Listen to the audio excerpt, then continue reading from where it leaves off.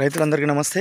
నేను మీ Suman, registered hydrogeologist, ground water department, Telangana state. చాలామంది రైతులు ఏమంటారు అంటే బోర్లు సక్సెస్ అయినాయి అనుకోండి, జియాలజిస్ట్ బాగా చూస్తారు అంటారు. ఫెయిల్ అయింది అనుకోండి, జియాలజిస్టులు మంచి చూస్తలేరు, కావాలని తప్పుడు సమాచారం ఇచ్చారు అంటారు. ఒకవేళ వాటర్ లేదు అని రిపోర్ట్ ఇస్తే నా భూమిలో ఎక్కడ నీళ్ళు లేదు, ఎందుకు లేదు, 2 ఇంచులు లేవా, 3 ఇంచులు లేవా, మీరు సైన్స్ ద్వారా చూస్తారు కాబట్టి 3 ఇంచులు 4 ఇంచులు పడాలని చెప్పి అంటున్నారు. రైట్ ఇట్లా ఒక పాయింట్ పెడతాం అది పెడదాం. అంటే భూమి లోపల పొరలు ఉంటాయి, ఆ బండరాల మధ్యలో సందులలో పొరాసిటీ, పర్మబిలిటీ అనే క్యారెక్టర్స్ ఉంటాయి.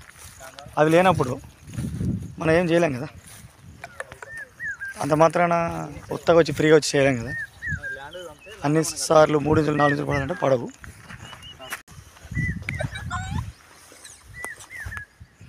కింద పెట్టు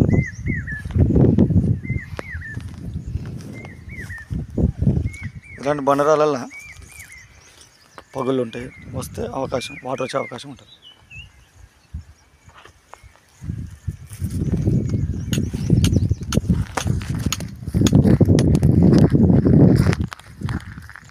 గట్టిగా లోపల ఉంటుంది.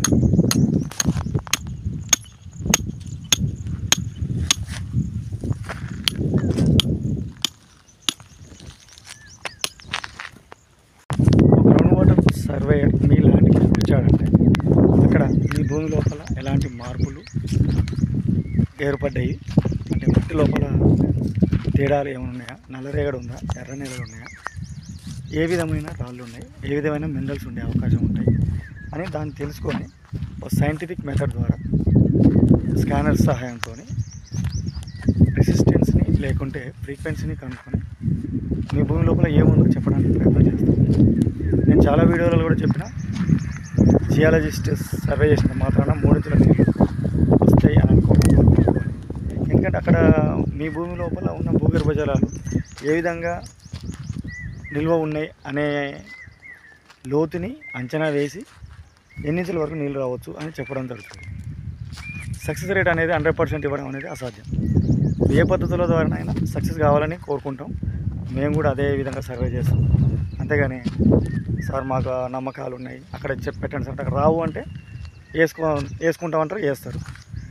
సక్సెస్ అయినప్పుడు మెచ్చుకున్న ఈ రైతులే ఫెయిల్ అయితే తిడతారు, అది కామన్, సహజం. అట్లా అని చెప్పి మనం సర్వే చేయకుండా ఉండలేం కదా. సో అక్కడ ఉన్న పద్ధతుల ప్రకారం అక్కడున్న నీటి నిల్వలు ఏ విధంగా ఉన్నాయని చెప్పడం ఒకటే మన బాధ్యత. 100% అనేది